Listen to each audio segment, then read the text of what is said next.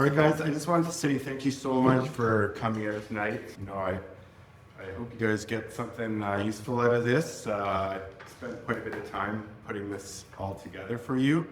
So yeah, no, I do have quite a bit of stuff to go through here. I don't want to miss anything, and we will be taking questions. So you just ask that you wait until the end because there might be some of the stuff in here that we're going to cover that'll answer your questions by the time it's done. I just want to start by acknowledging that the land where I live and work and play is located on traditional unceded territory of the Wangit-speaking people, specifically the Songhees, the Esquimalt nations, and the Wasanich peoples. These nations have stewarded these lands for thousands of years, and I remain committed to listening, learning, and contributing to reconciliation. Before we dive in, I want to quickly introduce who's in the room with us tonight and why we put this session together as a team. My name's Andy McGhee. I'm a realtor here in Victoria with REACT Realty Victoria. I work primarily with people buying and selling and investing in real estate, residential real estate properties, typically 1 to 4 units. A big part of my role is helping clients understand what's actually allowed on a property, where the risks are, and how different investment paths work in this market before you commit. So joining me tonight are a few professionals I like to regularly collab with. Chad Katnor is a financial advisor with Raymond James. Chad works with clients on long-term financial planning, risk tolerance, and how real estate fits into a broader financial picture. His perspective is important because real estate investing doesn't exist in a vacuum. It needs to align with your goals, your cash flow, and your overall financial plan, okay? Then we got Alex Adam. He's a CPA and founder of modern Access CPA. Alex specializes in tax planning for business owners, real estate investors. As soon as rental income is involved, tax structure, reporting, and depreciation matter, and those decisions often are hard to undo later. Alex helps people understand those implications early, not after the fact. And in the room, we also have Walter Koenig here tonight. Walter is a mortgage professional who works closely with buyers and investors navigating financing in today's lending environment. He's here to help field any mortgage-related questions as they come up, especially around how lenders view rental income, suites, debt coverage, and financing flexibility. So the reason we're doing this together is simple. Real estate investing works best when the real estate, mortgage, tax, and financial pieces actually talk with each other. So this seminar is especially useful if you're early in your investing journey and thinking about your first or second income property in Victoria.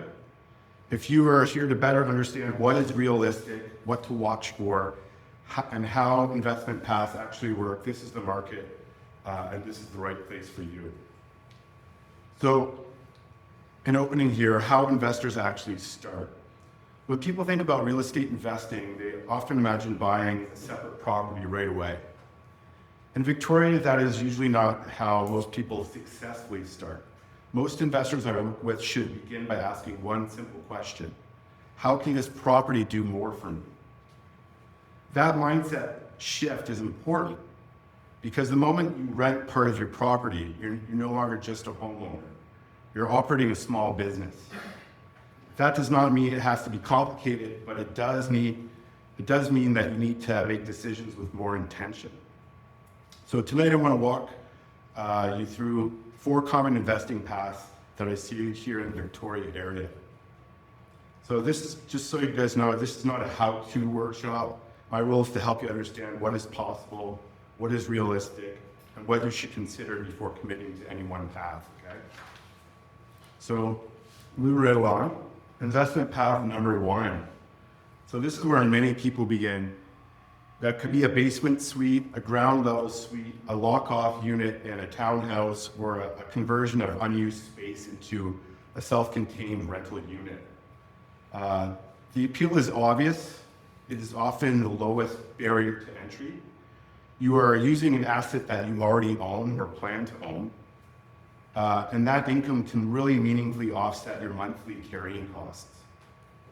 Lifestyle also matters. You know, some people are perfectly comfortable with sharing their place with tenants. Some aren't. So emotional and practical fit is just as important as the numbers. From a regulatory perspective, this is where many investors get caught off guard. So what is physically there is not always legally permitted. Zoning, municipal bylaws, and strata bylaws all matter. Some suites are fully permitted legal suites, some are legal non-conforming, and some are unauthorized completely, built without permits. But insurance is critical here. Once you rent part of your property, you must disclose to your insurer that you're renting. Standard homeowner policies often no longer apply. Tenants' rights apply immediately, and damage deposits are regulated. Condition inspections matter as well. Documentation protects both sides, both the landlord and the renter. So, and this is also the point where rental income must be reported. So whether it feels like it or not, you're now operating a small business. This naturally leads to tax planning and income reporting, which is where CPAs become essential. Alex Adam. All right, investment path number 2. So this is another path that some people would take. It's buying a property with a suite or multiple units. The next step many investors take is to buy a property with income already built in. So that might be a house with a detached garden unit, a character home with 2 or 3 units already in it, or a legal duplex or triplex. For many people, this feels a lot less personal than having tenants directly beneath you in your basement. The separation between units is a lot clearer. But again, what exists and what is legally recognized are not always the same. Zoning still matters. Existing use may be legal even if zoning has changed, but that must be verified.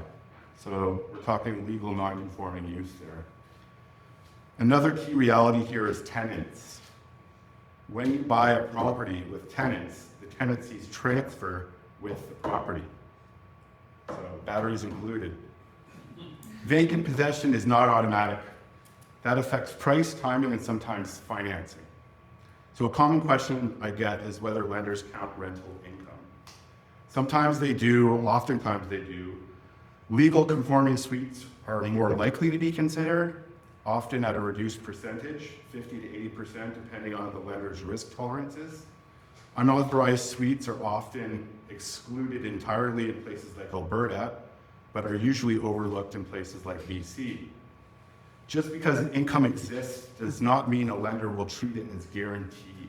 So very important to ensure that you're verifying that with your mortgage broker. This is also where exit strategy starts to matter more. Properties that appeal to both investors and end users tend to offer more flexibility when it comes to time to sell.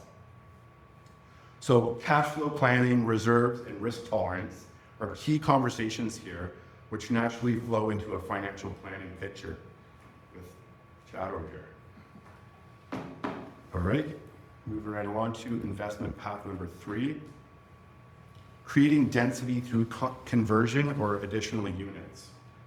So some investors look beyond what exists today in the property and focus on creating value.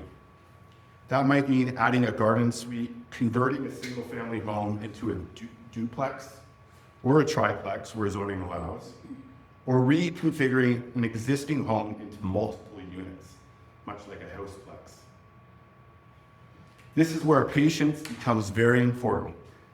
Zoning, official community plans, setbacks, floor space ratios, parking requirements, servicing, and permits, they all come into play.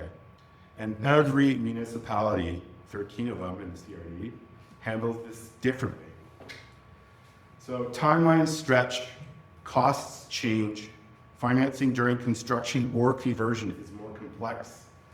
So stress testing assumptions and maintaining reserves matter in these situations.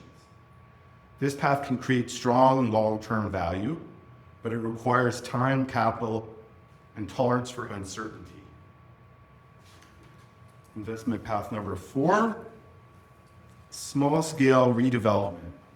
So after Bill 44, we're talking here.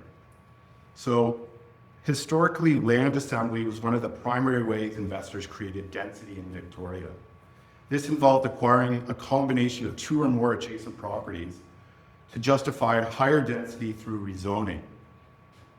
While effective, assemblies came with long timelines, higher capital requirements, coordination risk between owners, and significant political and market uncertainty. Small-scale multi-unit developments, also known as SSMUs, by contrast, focuses on increasing density within a single residential lot. This can include rebuilding or reconfiguring a property to support up to 4 dwellings, providing objective criteria such as setbacks, floor space ratio, height, parking, and servicing requirements are met. And if it's close to transit, sometimes you can even move out about 6 transit-oriented developments. You can get up to 6 properties on a single-family lot now. This is all from Bill 44. So there's now a clearer, more rules-based path to adding up to 4 or 6 units on many residential lots without relying on land assembly or discretionary rezoning. This changes the risk-reward balance for investors. For many, small-scale redevelopments now offers lower entry capital than multi-lot assemblies, shorter and more predictable timelines, reduced political and approval risk, and greater flexibility in design and exit strategies. So land assemblies still exist and can make sense in certain contexts, particularly for large projects or long-term land banking. However, they are no longer the only obvious path to creating density. This shift rewards investors who can adapt. In Victoria's regulatory environment, flexibility, execution, and understanding the rules often matter more than finding the perfect property. Small-scale redevelopment is not passive. It requires careful analysis, conservative assumptions, and the ability to manage complexity. But under Bill 44, it has become one of the most accessible and risk-adjusted ways to create long-term value in residential real estate. So now that we've gone through the investment paths that are most common for most residential real estate investors, I'd like to touch upon market cycles and understanding the market cycles, because we've all seen the crazy shifts in the real estate market in the last 5 to 10 years. So this is where I wanted to zoom out for a moment. One of the biggest mistakes investors make is assuming that today's market conditions are going to last forever. Okay? According to the January 2026 British Columbia Real Estate Association Market Intelligence Report, British Columbia is showing patterns that closely resemble the post-global financial crisis housing cycle of the 2010s. So here's a simplified version. After the 2008 financial crisis, demand fell sharply, inventory built up, construction slowed dramatically because developers could not justify new projects. That period felt uncertain and uncomfortable, but demand did not disappear. When demand eventually recovered, it collided with a market that had been underbuilt for years. The result was a severe supply shortage and a rapid deterioration in affordability, with prices skyrocketing sharply in the latter half of the decade.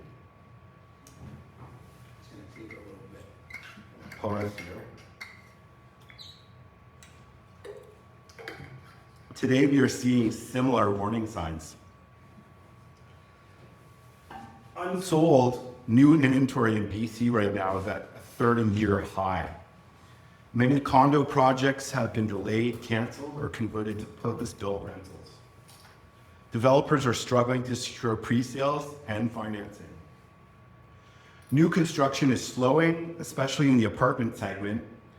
BCREA, British Columbia Real Estate Association's modeling suggests that if demand returns to historic norms while construction remains suppressed, prices could rise significantly towards the end of this decade, even after a period of flat or modest growth in the short term.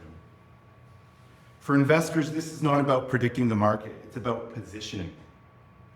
Properties that offer flexible legal income and multiple exit strategies tend to perform better across all cycles. Over-leveraging and relying on perfect conditions is far riskier than building in optionality. That is why legality is more valuable than theoretical income, flexibility is more valuable than maximum leverage, and exit strategy is more valuable than short-term optimization. So, talking about exit strategies. Markets change, life changes, financial rules change. An exit strategy protects you from being forced into a bad decision later. Strong investors do not rely on just one outcome. They buy properties that offer multiple exit options, giving them flexibility if conditions shift. So the common real estate exit strategies are, number one, sell a property. This is the most straightforward exit. You sell after the property appreciates in value. You sell after doing some renovations and improvements to the property, or you sell when market conditions are favorable.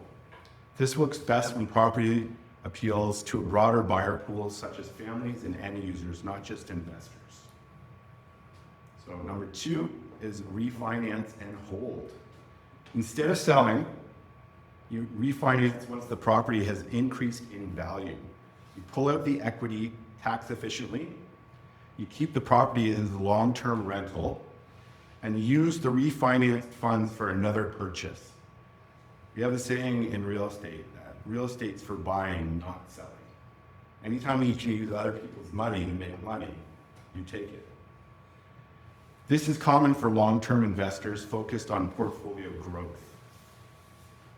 Number three, convert use. This exit is not always selling.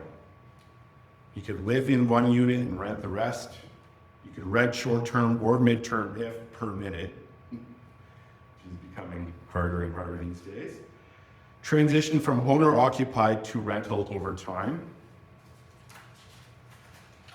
Flexibility is key here, especially under changing regulations. So exit strategy 4, redevelopment or densification. With zoning and policy changes, especially in BC, some exits involve creating more value rather than waiting for appreciation. Adding a suite or a secondary unit, convert a single family home into multiple units, small scale redevelopment on one lot. This exit strategy depends heavily on zoning, bylaws, and financing. And last but not least, this one's not as common. It's less common in residential investing, but it's still relevant, is assignments or wholesale. So you secure a property at a strong price, you sign the contract to another buyer, and exit before it completes. Now there's been rules put into place to try to curb this, and if there's any price appreciation from the time that you buy a pre-sale property to the time you sell it to another investor, then the developer gets the money. But that's negotiable. So just know that. This requires experience and strong market knowledge. The most important concept, your exit strategy should exist on day one before you buy, not on the day you want to sell. Even better, the best properties offer more than one exit strategy, such as cash flow today, refinance potential tomorrow, and resale appeal later. That is where risk is reduced and optionality increases. So a practical example of this could be a duplex near schools and transit.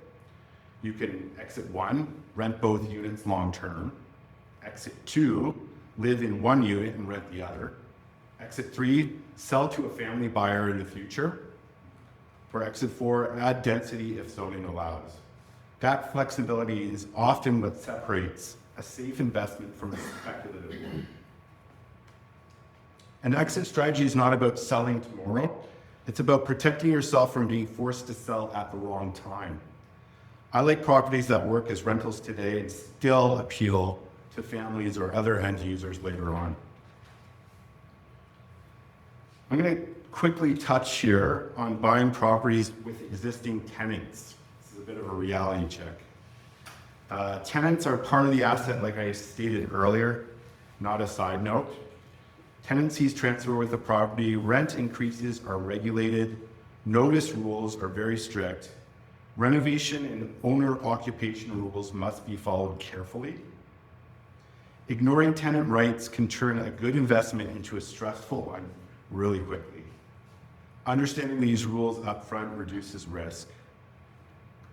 So I hope everybody got my handout. I think I made enough, but if you had a bit of time to look through it, you can follow along now. So if you want, I'm going to touch quickly on the investor's math formulas. Basically the 5 fundamental investment math checks that every investor should take into consideration. So the minimum calculations every residential investor should understand before choosing a property type. Before zoning, renovation ideas, or long-term appreciation stories, every investor should pressure test a property using a small set of core math tools. These formulas do not tell you what to buy, they tell you what kind of investor you are becoming. Think of these as filters, not finish lines. So, number 1 is break-even analysis. This is kind of like a survival check. What this tells you is break-even analysis answers a simple question, but it's a critical question. Will this property require me to feed it every month? And if so, by how much? So the core concept is a property breaks even when total monthly income equals total monthly expenses. So example expenses include mortgage payments, property tax, insurance, maintenance, utilities, etc. So most 1 to 4 unit residential properties in Greater Victoria do not naturally break even at today's prices and interest rates. Investors therefore rely on one of 2 levers: buying well below market value, or increasing income through suites, additional units, or redevelopment potential. Understanding break-even early prevents emotional over-leveraging when you're going to buy a property and unrealistic expectations in that property. Number 2 is a formula that most, if not all, investors should be very familiar with. It's called the capitalization rate, cap rate for short. This asset is an efficiency check. Cap rate measures how hard the property works as an income-producing asset, ignoring financing. If I paid cash, what would this asset yield in 1 year? So the formula is as such: cap rate equals annual net operating income divided by purchase price. So to help you better understand net operating income, there's a huge thing in your handout there, but it includes rental income minus operating expenses, which could be insurance, property tax, property management, maintenance, but it excludes mortgage payments. So that's very important to remember that. So how to use it properly? In Victoria, lower cap rates are normal, especially for single-family homes. Cap rates are best used to compare similar properties, identify underperforming assets, such as places that might have long-term tenants that are paying below market rate, and spot value-added opportunities where net operating income can be increased. So cap rates don't tell you if the deal feels good month to month. It tells you whether the asset itself is efficient. Number 3 is a handy one. This is kind of like a speed screening tool. It's called the gross rent multiplier. So what this tells you is GRM estimates how many years of gross rent it would take to equal the purchase price. So how expensive is this property relative to the rent it produces? So why most investors like this is because it's fast. You can calculate this in your head as showing. But why it's dangerous alone is, well, it ignores expenses, vacancies, financing, and maintenance risk, which are all quite a bit of things to consider. But in Victoria, GRM is best used as a first pass filter, not a decision maker. If a deal fails GRM badly, deeper analysis usually confirms the problem. So number 4 is one that Walter will know very well. It's debt coverage ratio, DCR. So what this tells you is DCR measures whether the property generates enough income to safely service its debt, mortgage debt. Does this property comfortably pay its mortgage? The formula is DCR equals net operating income divided by annual debt service. So the real world importance of this is most lenders want to see a DCR above 1.2 to 1.25% for non-owner occupied properties. This ratio determines basically how much a lender will loan, dictates risk tolerance during vacancies or repairs, impacts refinancing options later. And if I'm wrong on that, please let me know, Walter.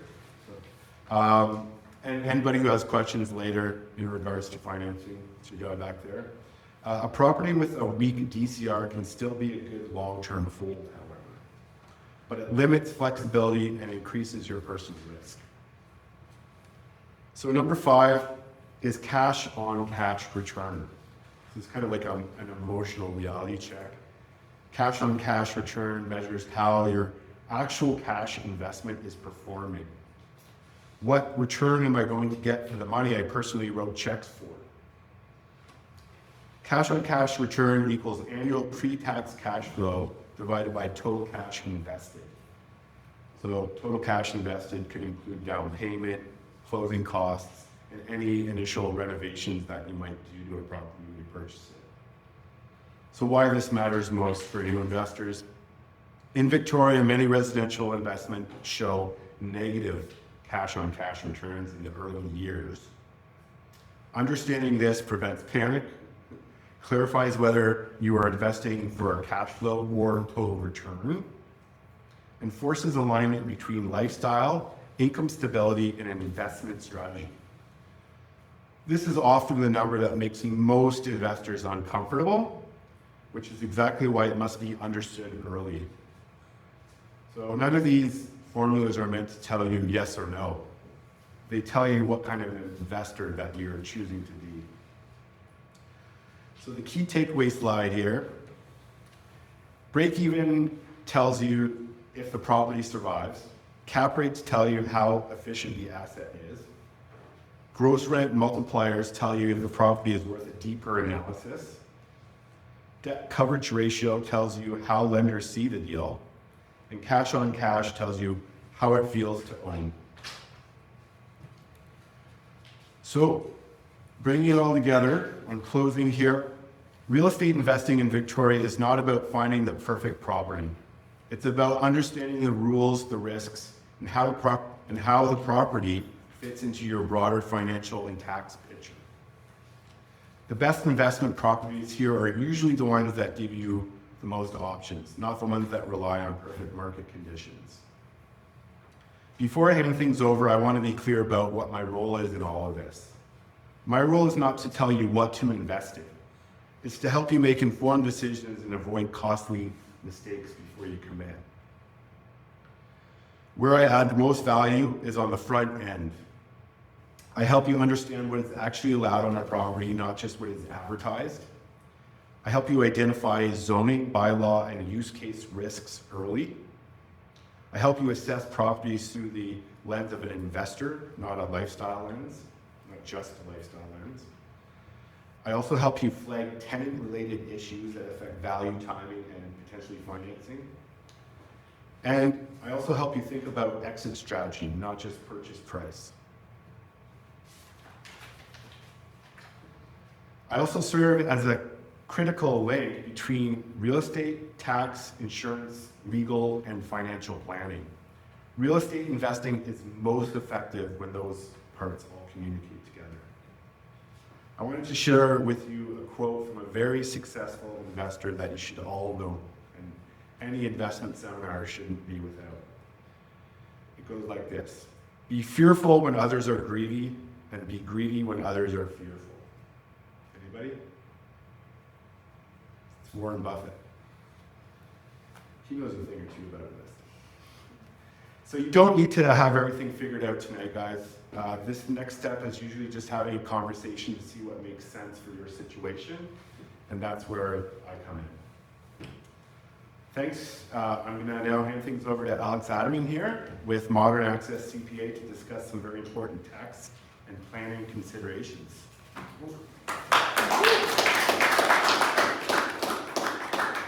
Don't be scared, it's very dry, it's tax, but I'm going to try to make it as enjoyable as possible. First of all, I want to hear a definition of tax. What is tax? Anybody can tell me what is tax? Government taking your money. Okay, government taking your money. Why does the government take your money? To pay for our healthcare? Okay, to pay for stuff. But there's another reason. Anybody did any economics here? Why? How does government choose what to tax? Okay, so they have a budget, they need to make money, but don't you think tax is a bit of a penalty? So they actually tax you things that you don't want you doing. So, they tax cigarettes, they tax, carbon, they tax these things that they use tax to manipulate people and their behavior and to move you away to different things. And that's what kind of government policy is based on. So knowing that, can you tell me, with all the things that's happening in the news about the real estate now, what does government want? What is government trying to make you do by all these different taxes? Not make any money. Okay, I would agree with that. There's definitely ways to make money. But think about all the things that they've introduced as far as taxation. What do they penalize? Negative externalities. Okay. They'd like you to get away from flipping houses. Flipping houses is a big one. Okay. Their only asset. Right. So what else? What do we hear in the news a lot lately? Foreign buyers. Foreign buyers. Okay. And you're saying, going to say something? Minus owning investment through corporations on its own is taxed at 4% rate comparison to your Yep. They don't want people holding passive assets in a corporation and not pay the tax. They want you to take that, as an individual. What's the big thing that got banned in BC in the last year or so? What's that? Short-term rentals. So why did they ban short-term rentals? What was the big thing? Hotels. Pressure from the hotel industry. Okay, pressure from the hotel. Was it really the hotels, or was it the people that can't, excuse my language, fucking afford rent anymore? Right? So the government is trying to get away from using, turning real estate, residential real estate specifically, into a commodity that is just traded to make money. They're saying there's a lot of other resources out there, stocks and yada, yada, yada. You can do that, you can day trade, you can do options, you can do crypto, you can do all of those things. But then the government said, hold on a second, this is people's lives. And you're getting these properties, you're turning them into rentals, which is basically operating at a hotel. They're not supposed to be a hotel, they're supposed to be for long term. So long and short story, they put all these different rules to encourage investment in real estate in a way that works for the society. And that is long term. So I'm going to talk about a gazillion number of things in here, and none of it is going to really apply if you are investing in real estate for the long term. And that's what, we were saying, with Andy too, is, we're not trying to do these swings and the short term, we're looking at overall long-term growth. And all these taxes don't apply to that. And except if you're a foreign, that's a whole different thing. So if you are, and the society does need rentals. I mean, that is a fact. We do need rentals. We need people to invest in the real estate. We need people to provide the housing for the people. That is part of the economy, part of the real estate. But we just don't want to turn it into basically, let's say, a casino. It just needs to be done in a responsible way, and that's what all these rules kind of brought in. So I'm going to talk about those rules. There's a huge kind of a slide or a handout that I created, which is 17 pages long, I believe. So there's going to be lots of information, but don't worry. Tonight, my goal is not to teach you this. My goal is literally to make you realize you need me, so I make money, okay? Because I'm not going to teach you this. I'm going to help you navigate all of this, so you don't pay those taxes, or you invest in a way that you're not paying those taxes.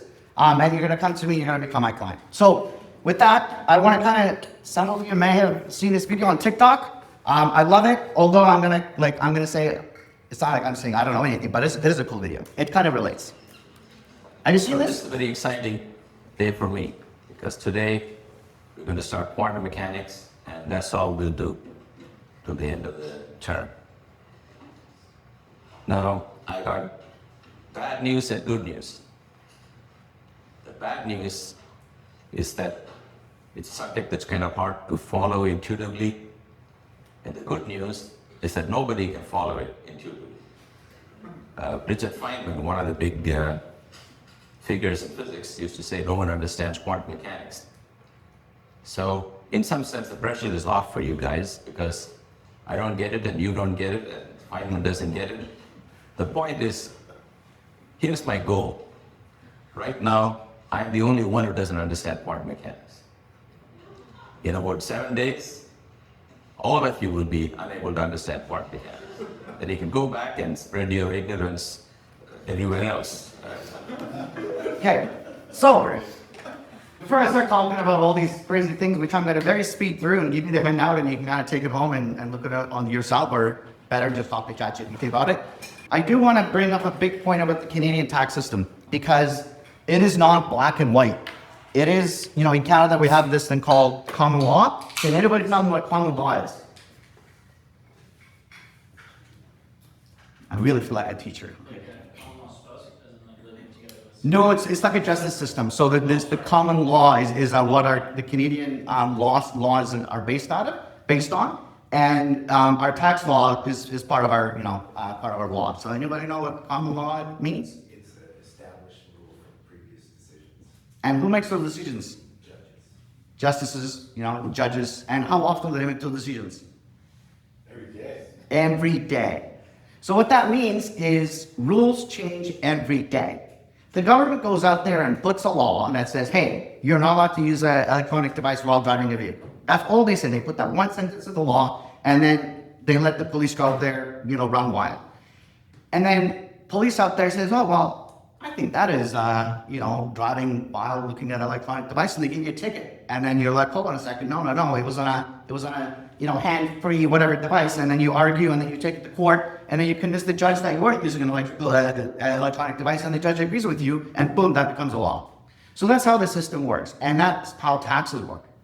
So we have these legislations that change all the time, and until they get challenged in court, it's all gray, because the wording in the law is just very short. They don't really give examples in the law. And just there's one, gibberish that some lawyer wrote and people voted on it without actually knowing what it means.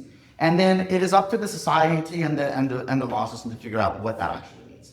So when we come to these taxes, quite often you can get different answers from different people. You can get different answers, from different articles that you see on the internet, and things change constantly. I'll give you one quick example. I recently dealt with an individual who was demolishing their long-term rental unit. I think they owned it for 19 years, and they want to demolish it and then build a quadplex on it.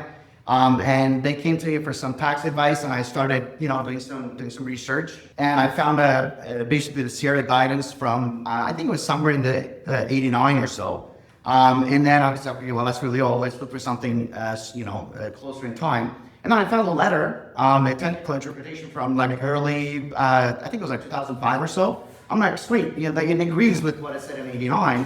So I was just about to go tell my clients, hey, these are my sources and whatever, this is what I think it is. Well, guess what? Somebody changed that in 2016. So because some judge ruled against it, but then the CRA website still actually says the other thing. So CRA says, well, this is how I'm going to administer it.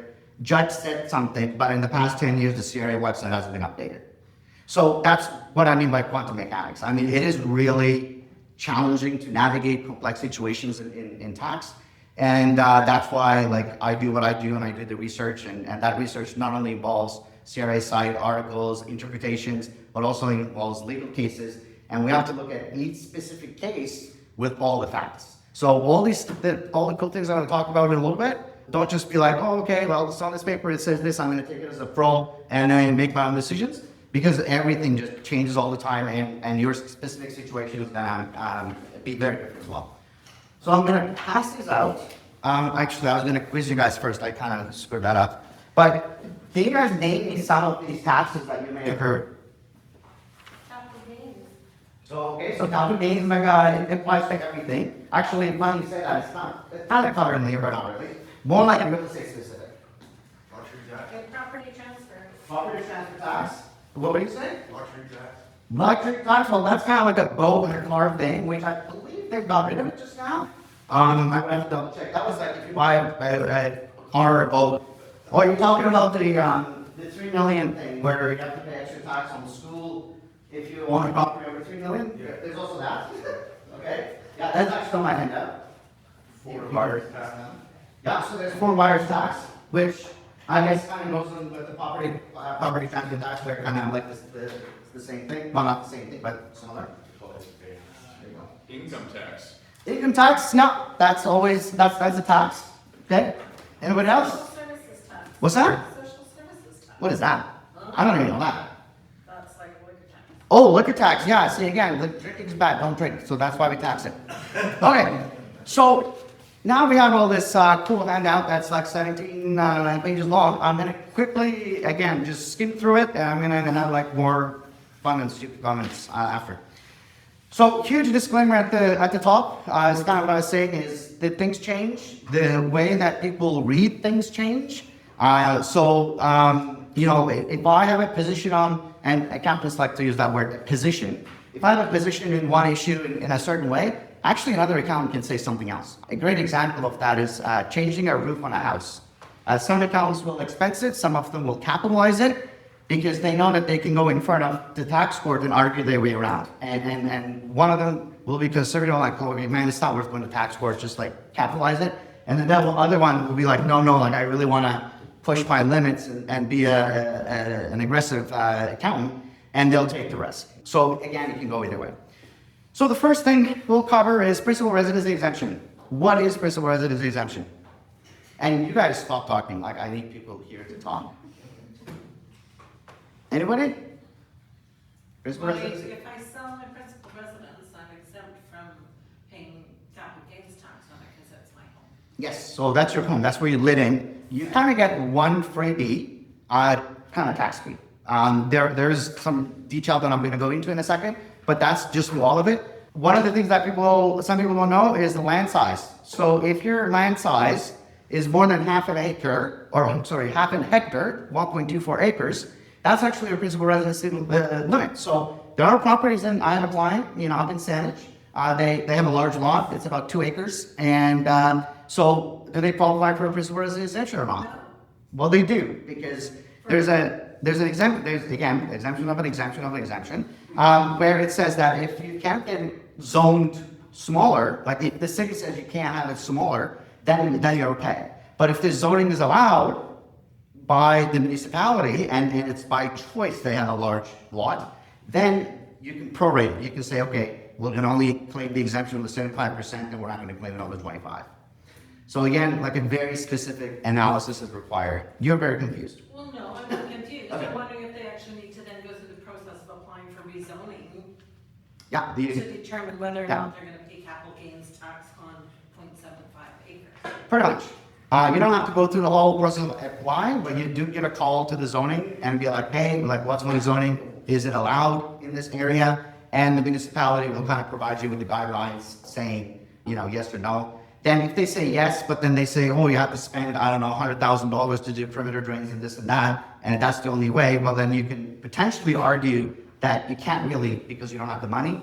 So again, it's all about argument. It's all about what you're going to say when you go in front of a judge. So whenever I make any kind of a tax decision, that's what I tell my clients. Can you explain and justify your decision in front of a judge is why you're doing a certain thing? And if they say yes, great. And if they say no, this is my choice, that I, have a 5-acre property in the middle of Saanich and I like my chickens, then that doesn't qualify for the principal residence exemption. That make sense? Clear as mud. 5 acres of it doesn't. Yeah, the first half hectare, the 1.25 qualifies, and the rest doesn't. So there's a whole bunch of things. Again, like, I really don't want to get into these nitty-gritty things because, like I said, it's all about looking at individually.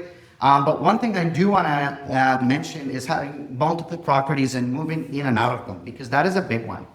So principal residency exemption, first of all, can be applied to property in Canada or outside of Canada, and it can apply to any property that you ordinarily inhabit in a year. So if you have a summer cottage and you have your a principal home, you actually get to choose, which is one of the very few instances in the tax law where you get to choose what you want to do. You can designate one or the other property. You can't designate both, but you can choose which one, and that all depends on the how much value's gone up, and then that's something that you and accountant will sit down and talk about.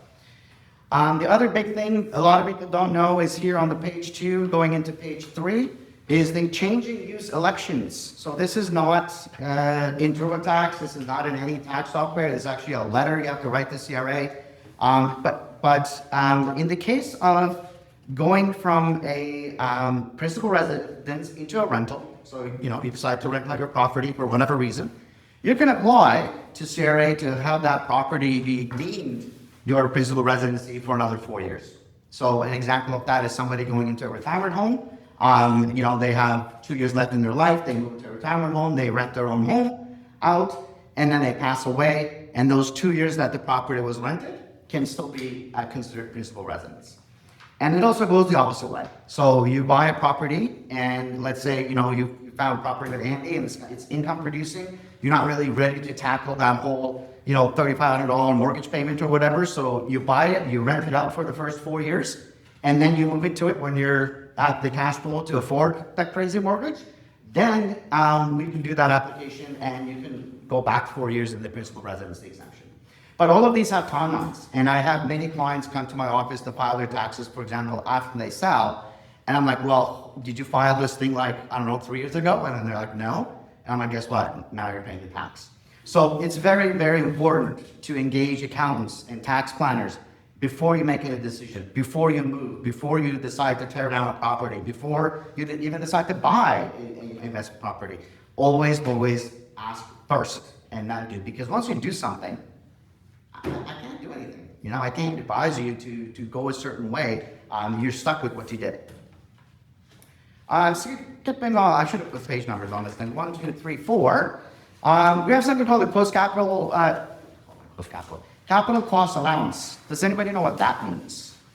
Or an easier word for it? It's like you defer tax later, you have to have it recalculated. Kind of. Anybody else? CCA, or I'll give a more common name, depreciation. Does anybody can tell me what depreciation is? Expensing over the life of the asset. Passing over to the left of an asset, and why would we do that? If you think about you bought something, what happens to it over time? Depreciates. It loses value, right? You buy a car and you drive it off the lot, there goes 20% or whatever. So everything CRA has very specific rules about how much we can depreciate and deduct from our taxes for all the different things. Computers are 55%, furniture is 20%, and most buildings are 4%. However, there's a huge however in there. If you do claim CCA or depreciation, you do lose access to these elections. And additionally, when was the last time, well, I don't know, maybe it kind of been happening a little bit recently in the short term, but when somebody, buys a property and it actually goes down. That doesn't happen very often.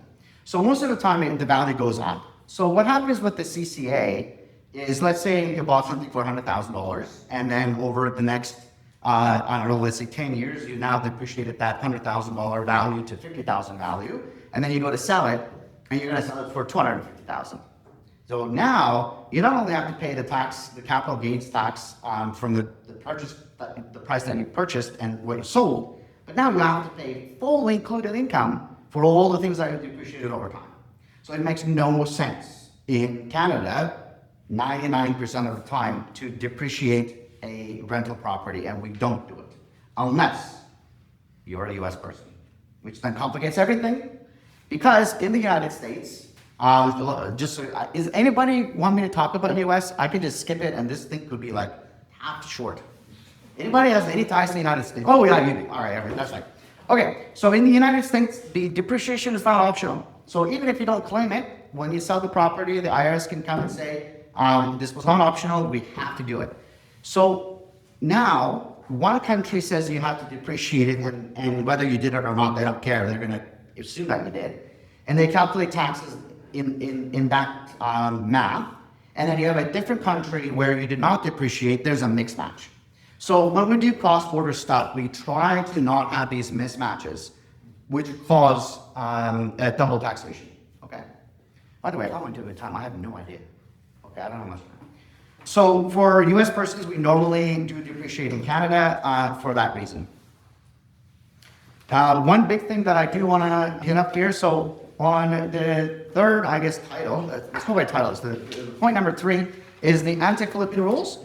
The house flipping rules. Now, keep in mind that this is a double layer. So there's a federal one, and then there's a provincial one. So federal one says 365 days, and there's a whole bunch of rules on exclusions. And then the BC has a 730-day rule. So if you do sell, sooner than 365 days, then you need an analysis in both of these taxes because they compound on top of each other. So again, the goal is to have people hold rental real estate long-term, not short-term. A big surprising one that hits some people, and I've had some very mad conversations with people, is short-term rentals. So that one I'll spend a little bit, a little more detailed time on it. So short-term rentals, and I will admit that it wasn't really fair to the, let's say, the population.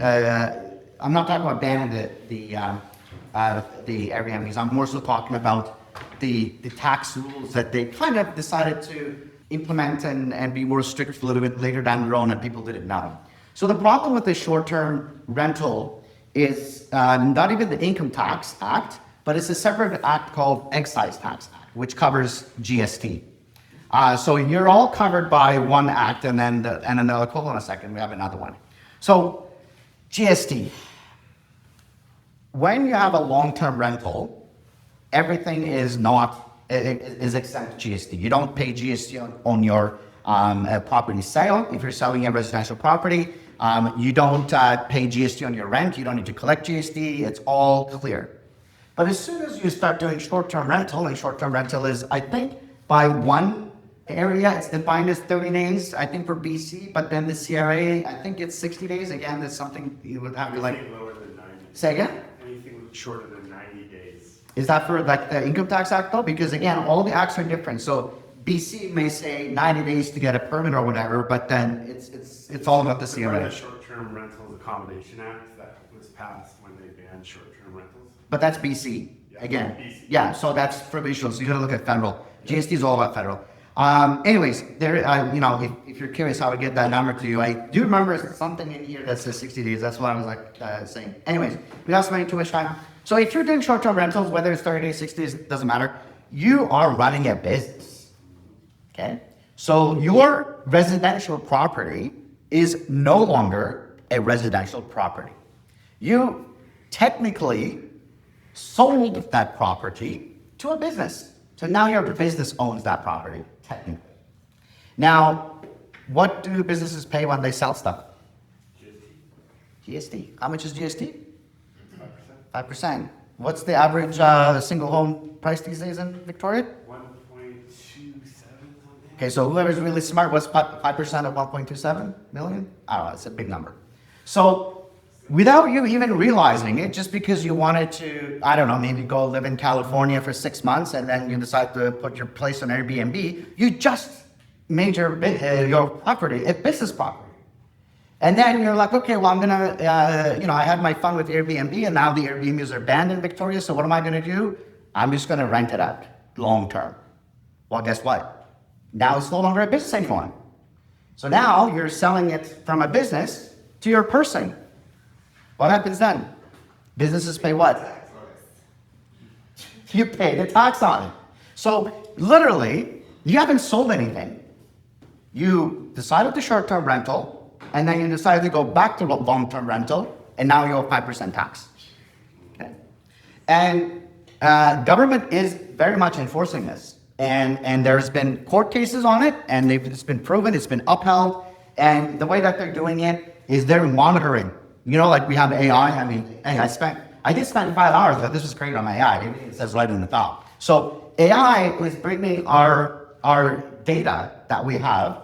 It's much more accessible. It's much more easily correlated, and it's just so much easier to find stuff. I mean, this would have taken me, I don't know, like 3-4 days to write it. And I did it in 4 hours, 5 hours, just by sitting there and you know, with my knowledge, I chatted. So the government is doing the same thing. So they're collecting information from all the permits that you're applying. You know, you have to apply to the BC government for the permit to be able to post an Airbnb. So now, you know, Airbnb knows this is a short-term rental. The provincial government knows this is a short-term rental, and they have a thing with CRA. So when you go and sell it 3 years later or something like that, well, they're going to be like, hold on a second, that property, we have it here on our AI database that it was a short-term rental. So where's the GST on it? So back, I don't know, maybe 10 years ago, people got away with a lot more shit. That's not the case anymore. We have so much data being shared and so much data being processed so much faster. You just can't hide. Is the tax like on the first dollar that the short-term rental brings in, or is it, because I heard about $30,000 GST like exemption, so to speak. Yeah, but how much, are you gonna sell a property for 30,000? No, of course. Exactly. That's So you're technically selling a property at that point, so that 30,000 no longer applies. It's on the sold, on the selling, that's why. Okay. Yeah, it's in the whole revenue. It's that 30,000 limit applies to the whole revenue. So that revenue is technically when you're selling the property to yourself, that's revenue. That's what they counted. Yeah, exactly. The So government sees it as you buying a business. Yeah. yeah, It could be a house with a hair salon in the basement because one of the people were like a hairdresser. hold on though. There's a rule. Don't get too excited. Don't get too excited. This is tax. So there's a 50% rule. So if you're using your property for Airbnb and you're renting your suite and your suite is only 30%, you're safe because the CRA says the majority of the property is being used as a principal residence and it's not a business. So again, it does go into more detail in my handout, but you literally have to figure out, you know, square footage if you're doing that whole thing where you're doing partial. So a lot of people that are doing suite rentals for Airbnbs, they're safe because they're not doing more than 50% of the square footage as an Airbnb, okay? Or they used to do, or whatever the case it is. So lots of stuff that happens with that. So without selling it, you can trigger a lot of tax just by changing use. And all of that is being, you know, tracked by the government. And again, government likes to change behavior through tax. So this is something that is very important to all the Canadians and, you know, the housing prices and the affordability. So they are, you know, they're really prioritizing this and coming after people to make sure that this is not happening. Continuing to see if there's other imports. So this, we kind of touched base on this, well, we didn't, sorry, there's this speculation and vacancy tax. Do you know where that comes from? So we talked about short-term rentals, we talked about buying and selling. Where does the speculation and vacancy tax come from? Like what behavior we're trying to prevent there? For investments, just holding and then Yeah. no one living there. So be sure it's a place to live. Yeah, so I mean, I wouldn't necessarily put this as a foreign thing, although there's been some, you know, evidence that it is foreign investors. But, you know, this specific tax doesn't necessarily, you know, target foreign buyers. Yeah, it doesn't discriminate, let's put it that way. It just says that you can't just buy a property and just leave it empty. Like we need people need rentals, people need to live. You don't get to just buy it and sit on it. You have to utilize it. That's basically what that is. Yeah. People are utilizing it like a stock pretty much. You know? Yeah.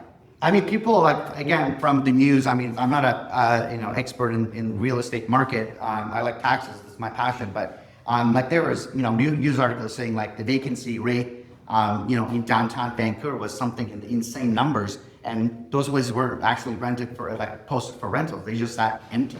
Mm-hmm. And the numbers were just like astonishing.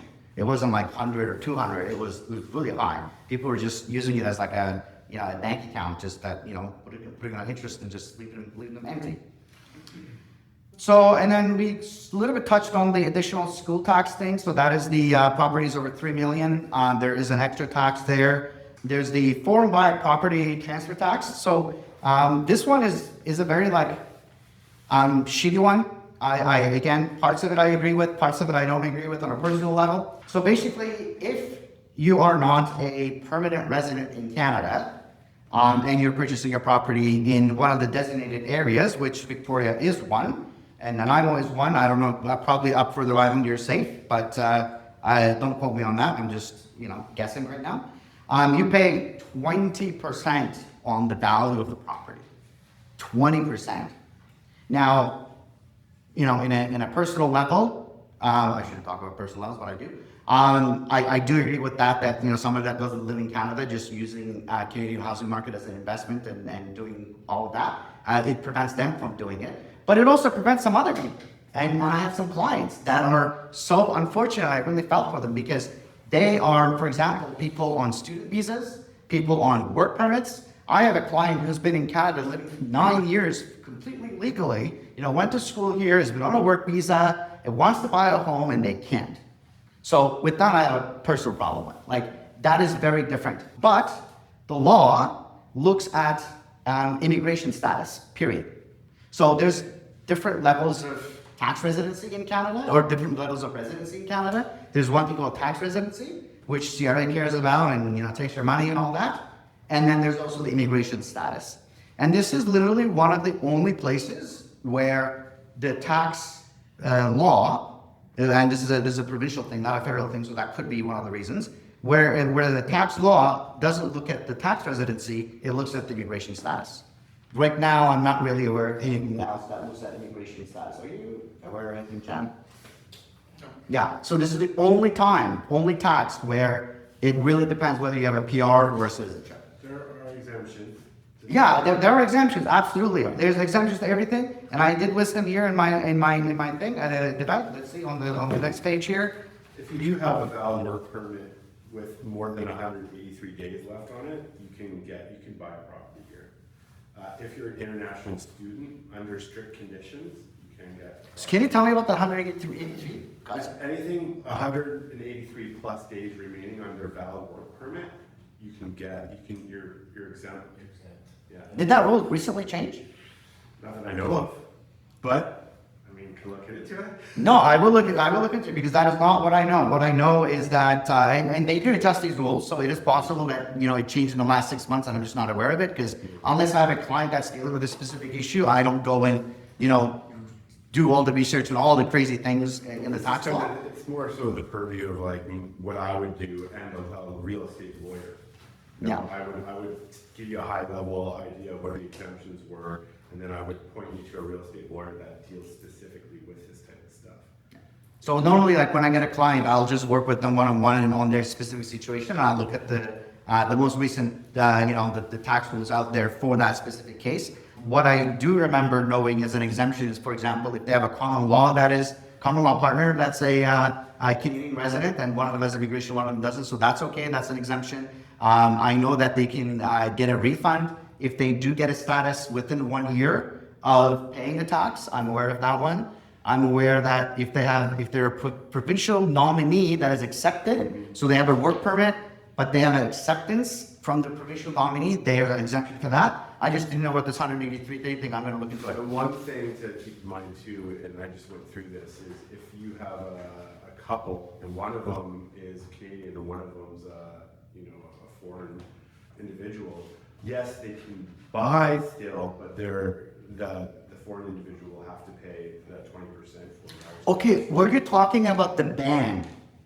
The ban. The 183 days, you're talking about the ban. The forward ban. No, I wasn't talking about the ban. And the tax implies there too, right? Yeah, but the rules for the tax through the BC government is completely different than the ban from the federal level. That's why in the 20% there's no 183 day rule.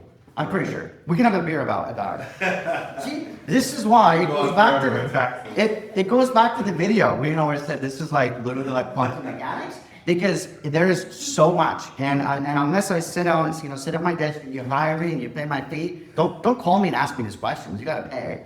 I will spend the time and get the correct answer for you. Okay? I sell time to make money. So, okay, I'm just gonna wrap it up. I think I'm almost over my time.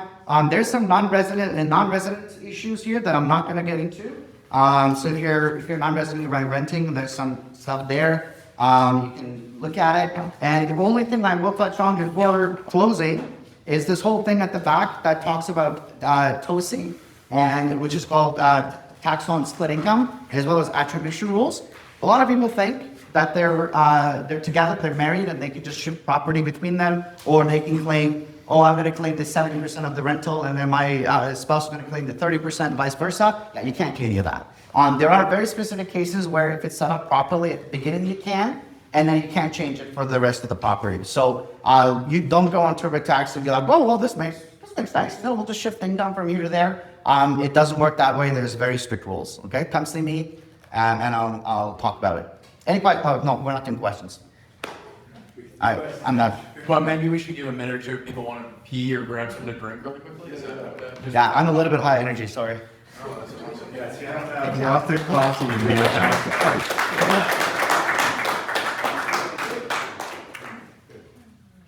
guys want to give it just a minute or two and maybe grab something to drink or use the bathroom really quickly and then I'll get started?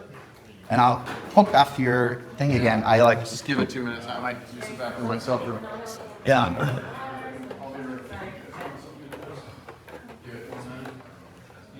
No. Yeah. Sure. Yeah, absolutely. Yeah, I can share all this stuff digitally that I've given you guys handouts for today, and I'll share that BCREA market intelligence report to market cycles. It's really good and very relevant report.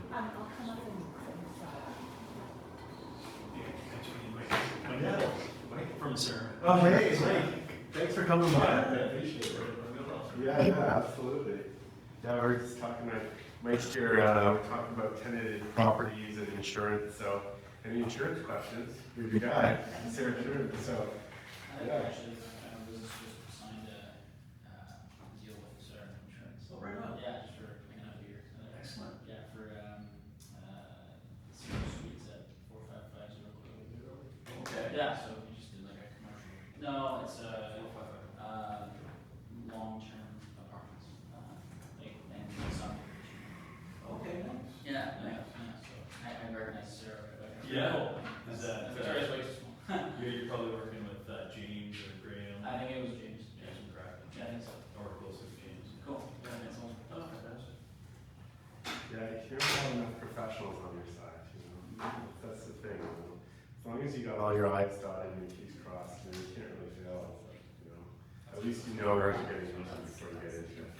The big problem is when people just jump in and they think they know everything, right? And then they find out the hard way. Surprises. Yeah. And even then they blame me. Somehow. You know. Yeah,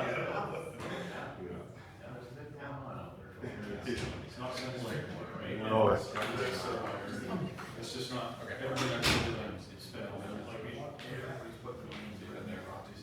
And all of a sudden, it's Okay. later now, it's not the same as it was, and so, you know, you're making money on it. You guys have 10 or 15 more minutes attention span left in you? Yeah.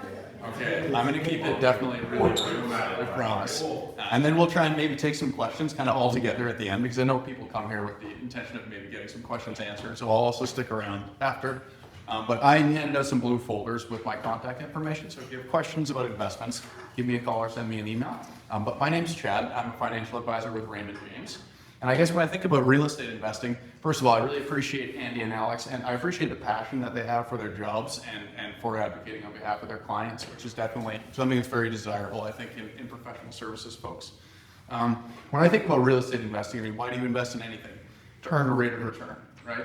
In another life, many years ago, I had a real estate license, and I did this little project where I analyzed basically the appreciation in Greater Victoria or Capital Region real estate over long periods of time, 30 years, 50 years, multiple decades.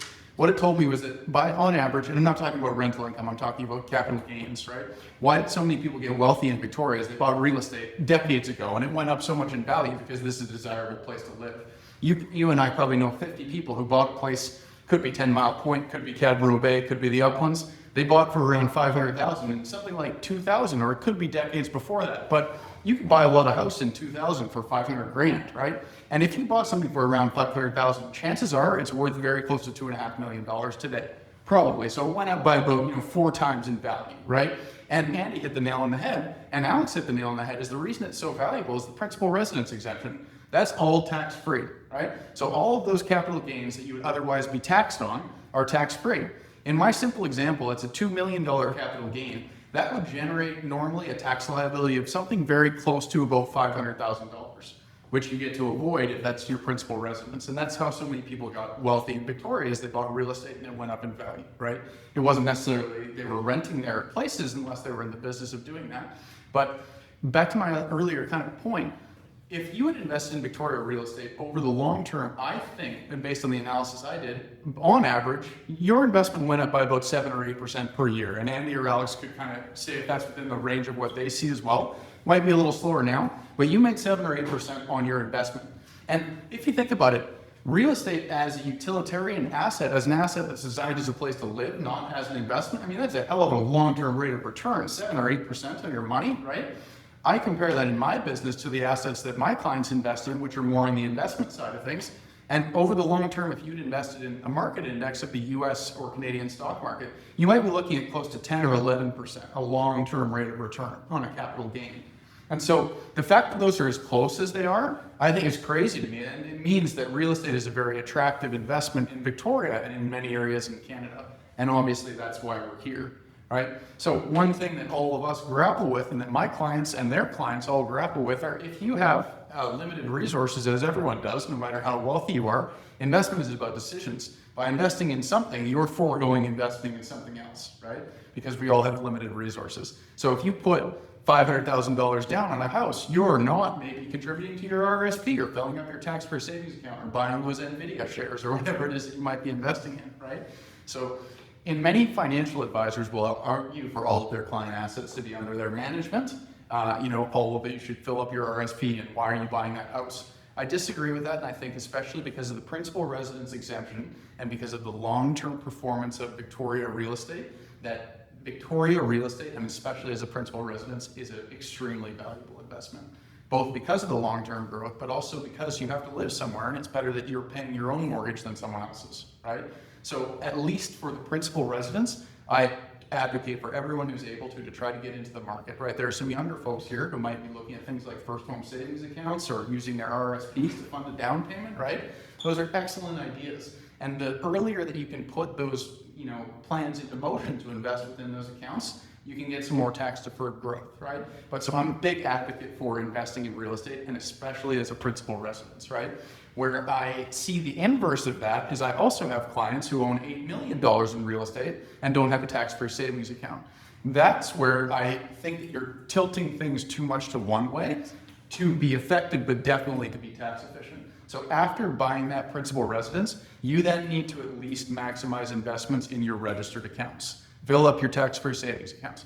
Fill up your RSPs, because those will save you money on tax, and because it's only after that point, when you bought the principal residence and filled up the registered investment accounts, it's at that time I think there's a big trade-off between what you invest in next, whether you buy 2 more properties or whether you put a bunch more in the stock markets.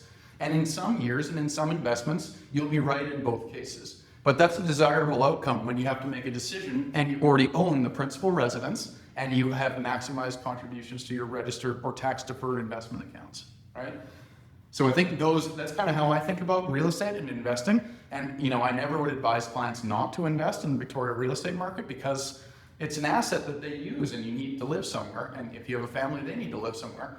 But also consider other investment assets as well, because they can be a wonderful complement in your portfolio to real estate. So they're both wonderful investments. Like I say, Victoria real estate does 7 or 8% per year. And you also have to think about the reason people got wealthy is not just because they bought real estate, it's because they bought real estate with leverage. And the leverage being a mortgage. If you tried to buy $1 million in shares and you came to me or your stockbroker and you said, I'd like to buy $1 million in shares, you'd have to give $1 million cash into an investment account. Now you might be able to use a margin account to borrow some against securities that you own, but never more than 50% margin on that. So you would need to provide cash. Whereas when you're buying a mortgage in Canada, you can put as little as 5% down on that. So that's a substantially levered asset when you're using the bank's money, by and large, to buy something that is then going up in value by 8% per year over the long term. That right there, that compounding effect, is why so many people in Victoria got so wealthy off of real estate. because they were primarily using the money of financial institutions through leverage and mortgages to purchase real estate that they then were the sole beneficiaries of the capital appreciation, right? Because the lending institution didn't own a percentage in most cases or in any cases, right? They got their mortgage payments, but they didn't get part of that $2 million when the house went from 500,000 to 2.5 million, right? So that's just kind of my thoughts really quickly. I'm always happy to stick around for a bit and take any questions, but I want to keep it brief. And I think what we should do is spend some time answering some of your questions because we've been talking to you guys for a while. And so if Andy and Alex and Jessica are okay with it, I think we should take some questions. I'm always happy to take investment-related questions. Maybe if there's something that's tax or real estate, or mortgage, of course. Also, I'll pass it off to one of the other folks in this room. And insurance. And absolutely. There you go. There you go. I was going to say we should be able to solve the problems of the world together in this room. Yeah, what's up? So if I sell my principal residence. Sure. And then I buy another principal residence, and Sure. I sell that principal residence, like, Sure. that's not a one-time thing, that's every time I sell my principal residence, I don't have to pay capital gains tax, is that correct? It's correct. Though you can only own one at once, and there are rules against flipping as well that I believe you have to own each one for a very bare minimum period of 1 year for it to be exempt. But of course, if you do that also, you are going to incur costs every time that you do that. Costs of your time and costs of transaction fees. You're going to pay a realtor. You're going to pay accountants. You're going to pay someone like myself when we're making investments. You're going to pay conveyancing fees. You're going to pay property transfer tax, right? Those things are not avoidable just because you don't have to pay the capital gain on the property. So in order for that to be profitable, you've got to know what you're doing and what you're buying and selling, right? Yeah. Basically, right? And many people have done that. It's not that you can't make money, just consider those other things if you're thinking about doing it, right? Yeah, I guess my question was if it's just a one-time. Yeah, no, it's good. But I do want to point out something because we're talking about these 365 days and 720 days, etc. Yeah. Does anybody know what GAAR is? Generally accepted. Anyone from the audience, why don't you Google it and read it out loud what it says? Seriously, pick up your phone, and Google GAAR. Jan, do you remember? What's the internet? Okay, no, I volunteer here. What does GAAR say? You're the main people work. You can't just sit here and talk all the time. You know? Okay, well, we're meeting, I'd like to know who she is, she didn't get introduced. So this is Jessica, this is my Sure. partner. I'm just helping with the organization. She's the one that makes this. Or maybe all he's just happen. texting. Are you looking up dark? I'm trying. Okay, it's GAAR. Yeah, sorry, I may have said that wrong. That's why I was not. Okay, fair enough. I'll take the blame.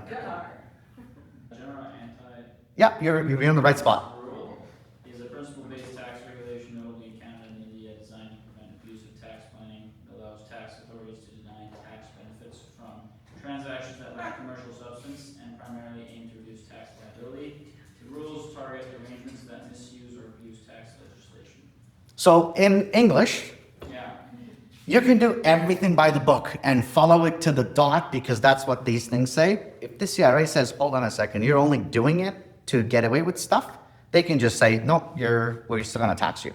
So to go back to that 365-day thing, the flipping thing, if you flip 365 days, 3 years in a row, they're gonna come after you. Yeah, just because you're 1 day over doesn't give you that, immunity that bender within the law. That's a great point. Yeah, that's the anti-flipping tax. It comes along as there's a federal anti-flipping tax and a provincial anti-flipping tax. So the federal is minimum 365 days and the provincial is 2 years. Yeah. So it's a long goal investment, 3 to 5 years minimum. I mean, if you were gonna sell it within that 2-year time frame, unless you put significant money into redeveloping it or renovating it and turning it into multi-units, it's not going to appreciate in value that quickly. I mean, it may, but probably not enough to cover your closing costs and stuff. You'll probably just break even, right? And who likes moving? Does anybody like moving? Not necessarily for me, but for the younger people in the room, it's just to clarify that you can't, that this is no one-time. And there's also exemption that you just brought up. I believe that's still for the flipping rule. If you do a major renovation, you do get an exemption. So, for example, you said, well, if you want to tear it down and turn it into a quadplex, that is considered a major renovation. So then you could do it in 8 months and sell it and make your money on that property. There's no problem there. But just you would be able to. Yeah, well, yeah, because that's a business style. Good one. She's perfect. Yeah. Yeah. So And that's, you know, there are ways around it for making money in the short term as well. And I think the big thing about, you know, this whole investment seminar is to show you how much is involved in it, and that by, when you're in the beginning stages of thinking about, I have this property, or I have this money that I'd like to invest in this property, and I want to get the highest and best use out of it. In order to do that in a way where you feel comfortable in doing that, you need to have a good realtor, you need to have a good tax accountant, you need to have all these professionals, mortgage brokers, everybody in place to be able to give you the total all-in cost and what potentially your investment could turn into after all those costs are taken into account. So this is just not like, you know, betting on the stock market and hoping it goes up. This is investing from a point of knowing, you know, and based on real life examples and real life numbers. So, I mean, it's one of those things that we know the money's there. If you have the means to do it, as long as you do it right from the get-go, you can't lose. You really can't. I mean, it's one of those things that if you're looking for a perfect property with the numbers, like I was mentioning earlier, to fit into this formula and this formula, and then you know, you're just going to get it out, you know, in the next few years, you're not going to do that. You know, it's got to have optionality built into it. It's got to be able to weather the storms of our economic downturns and stuff like that. And you can do that by being able to rent it and by being able to put other mortgage helper suites in and stuff like that, and leverage your equity and use other people's money to make more money. It's all there. It's all right there. It's gonna align yourself with the right people. It's exciting. I really love it, actually. Who's got some more questions? Who wants some more questions? Chris, do you want to ask your question? Yeah, sure. I have a question. I think it's mostly for Alex. Okay, what's up? So my wife and I, we own a house here in Saanich with a basement suite that we rent out. And December 16th, disaster struck in the form of a flood. Oh, yes. In the basement suite. Yes. So, yeah. Oh, really? So Oh, yeah, you. So we've had to pay a significant amount of money in order to repair and mitigate and prevent this from happening in the future. So my question is, how much of the costs can we write off? Basically, I'm going to be that conservative and say none. So, majority of the repair part of it, your insurance is going to cover it, right? Correct. So, the amount that the insurance is going to come back to you and not cover, they're going to say, well, because you improved it.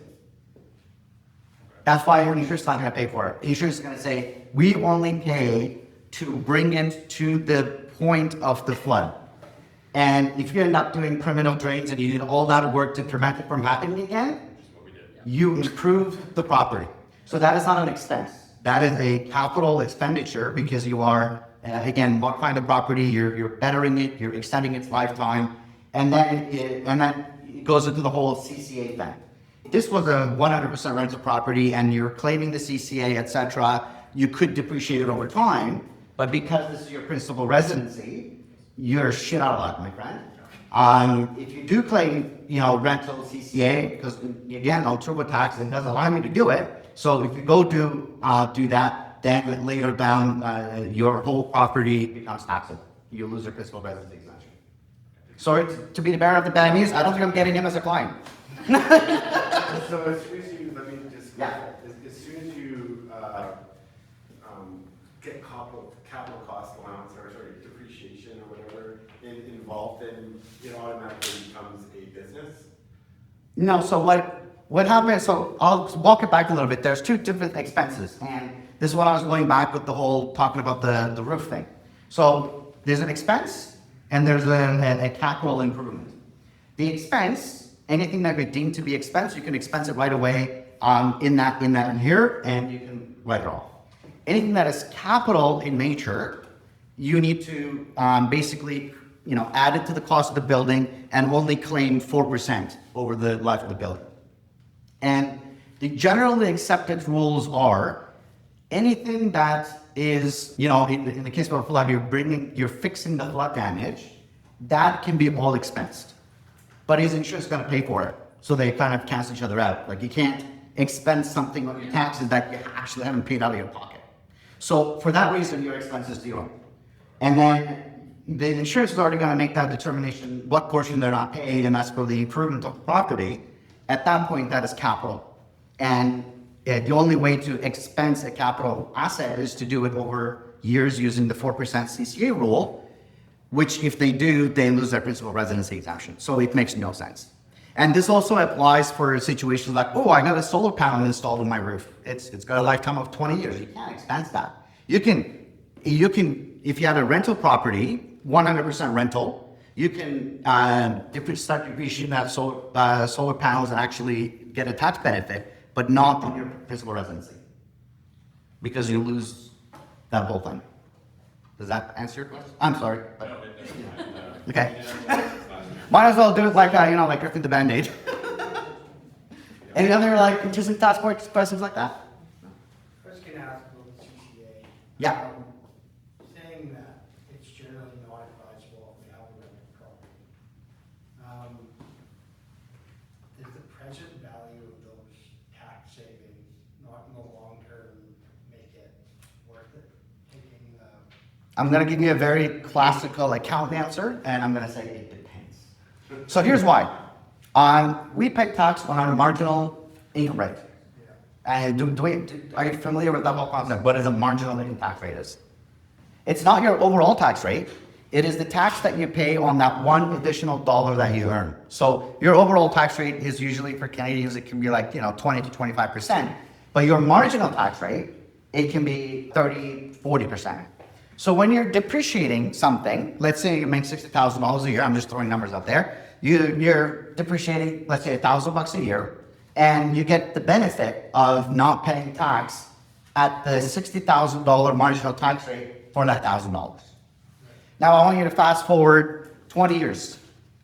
And now let's say you're making $100,000, you depreciated this property, let's just $20,000. But now, so that recapture, if that's just not.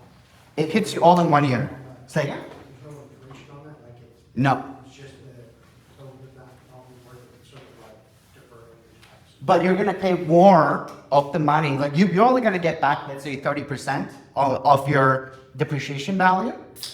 And then, but when it all comes together as an income, and in BC, let's just be honest, it's not 20,000, we're talking like 100,000. You're gonna depreciate that thing 100,000 over 20 years, and suddenly in 1 year, you're gonna have an extra $100,000 of income. So now you're not at a $60,000 tax bracket anymore. Now you're at a $160,000 tax bracket. So you're doing damage. Now you could argue, hey, okay, I invested in, I don't know, crypto and made 500%. Okay, whatever. You just won a lottery at that point.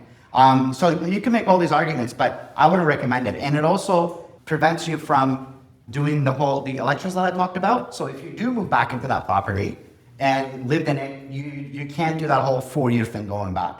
So in BC, it seems like I have very few clients that insist on it, and I do it if they insist. I mean, it's your choice, I'm saying no. But in my professional opinion, it just does not make sense to do that. Just because it limits you in the future, and then when you sell the property, you're hit with a much larger tax thing. Kind of looks sweet today, but in the future, it gets you. Cool. I don't know whether you agree or No, I wouldn't step on your toes on that. No, we don't always have the same views. I mean, this is what's great about having different professions. You get different perspectives. I think in certain ways in one way, and then somebody else thinks it the other way, and that's totally fine. I mean, you're the more of the rate of return back. So if you claim capital cost allowance in the eyes of the government, basically you've turned that residence into a business. Pretty much. And it can no longer be considered a primary residence. Exactly. So, I mean, that goes to what I was saying too, is as soon as you get renters, you gotta put your business hat on, right? You're getting income, there's lots of tax implications, right? It's just a different beast. And I'll go back to the whole thing about ask. Don't think that you know everything. Don't think ChatGPT knows everything. How many times I have a client come to me and they've done something, such as moved out of their house for 7 months and rented on Airbnb, and now they're like, oh, government wants $50,000. I'm like, yeah, you should have asked me first. Don't do something and do it later. I mean, yes, I get it. I'm expensive, but I'm gonna save you money over your lifetime. I can guarantee that. You know, don't do TurboTax. Yes. Hi, so this information is all very new to me. Yeah. Personally, but I have this question that I don't know if it applies to this. Is it better to buy a property that you can rent to like tenants, like a family or someone, or is it better to buy a property and rent it to a business that is like? Oh God, you got me there now. So I mean, I'm gonna defer to Andy kind of a little bit, and I'm also gonna before I throw it to him. He showed you all those formulas up there, so that would very much require an analysis on a property by property basis, Are you right? buying the commercial property, you buying the house? Buying a house, is it better to buy a house or a commercial? Well, I think it's gonna be unlikely that a business is gonna want to rent the house unless they have a use for doing so. So it's typically the case that it's gonna be an individual tenant who's gonna want to rent the house unless they have a reason that a business would want to rent that residential property. Whereas when you buy a commercial property, it's unlikely someone's gonna want to live in it, so it's normally gonna be a commercial tenant who's gonna want to rent your commercial property. You know what I mean? Well, I think you lost. No, like I think the answer is if you're buying your first property and you're thinking revenue generating, I would highly push towards a residential property because the transaction to purchase a commercial property comes with a lot more fees. The appraisal difference, just to touch on a couple things, commercial appraisal runs anywhere between $2,500 to $3,000. Depending on the type of the commercial property, you might need a phase 1 analysis of environmentals, which runs you another $3,000. You might have to hire someone like Alex to do a business analysis, which is going to run. So for your first transaction, I would highly recommend a residential. It's a much more straightforward transaction, and I would focus on a property where you can owner occupy initially or owner occupy and suite it.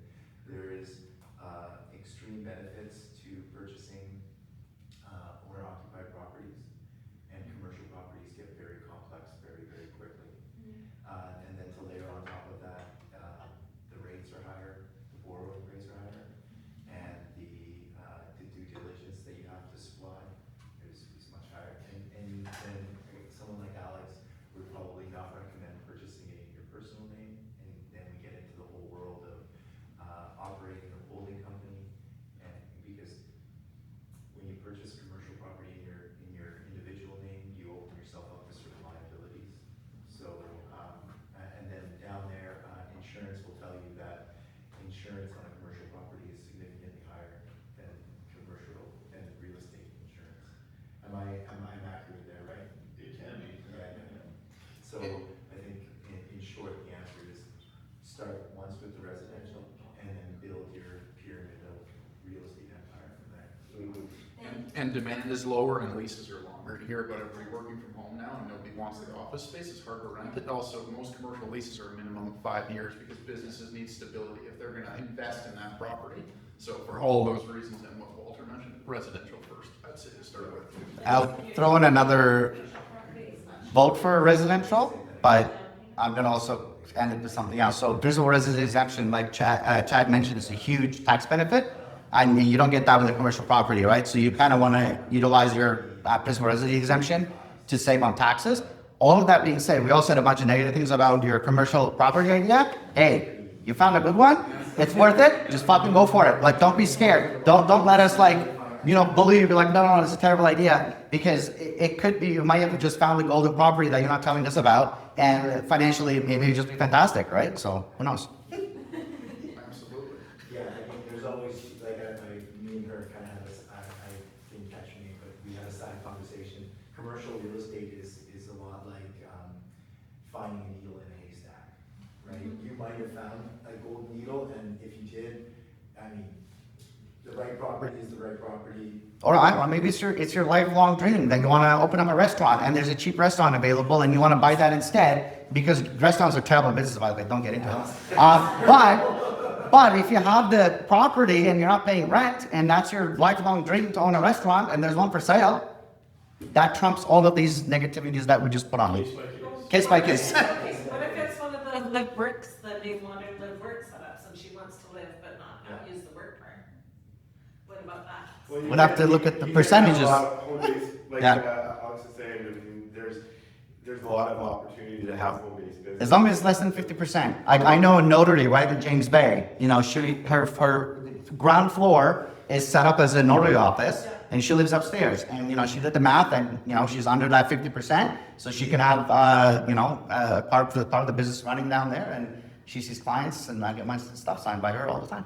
But do you guys know the property? Yes, I do. There are certain strata properties out there that are zoned for work-live environments. So you'll find those in you know, older buildings in Chinatown, and there's some other apartments up around uptown as well that are zoned specifically for you to be able to do both, which is handy, you know, especially if you can afford getting into a single-family detached home, right? So that gives optionality as well. Residential real estate in general gives you lots of options. The benefit of, you know, starting small, working your way up, that's pretty much the way most people have to do it unless you know, win the lottery or come into a lot of money, you know. So the first step would be like sitting down for coffee and then seeing what's out there and talking to Walter and seeing how much other people's money you can get, and then talking to Mike over here, and then talking, you know, you can make it seems daunting, but when you got a good coach, I consider myself the coach, you know, I'll introduce you to all the team members and hand them off as necessary, right?